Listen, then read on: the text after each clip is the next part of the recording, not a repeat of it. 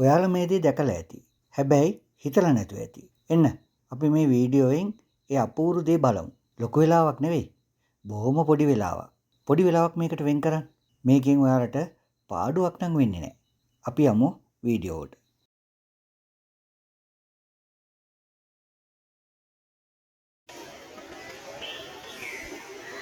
මේ බලන්න. මේ මඩුගහ මම දැක්කේ පේරාදෙණියේ මහරවලේ. පේනවනේ. ඒකේ ලස්සනට මරක් පිපිලා තියෙනවා.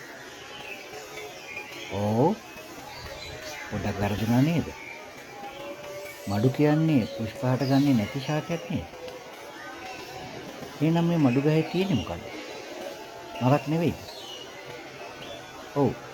විද්‍යාවේ හැටියට මේක පුෂ්පයක දකින්න තියෙන කොටස් අඩංගු වෙන්නේ නැහැ. ඒ නිසා පුෂ්පයක් නෙවෙයි. මේක ජායන්ගේ ශාකය. ඒ කියන්නේ ගෑනු ගහ.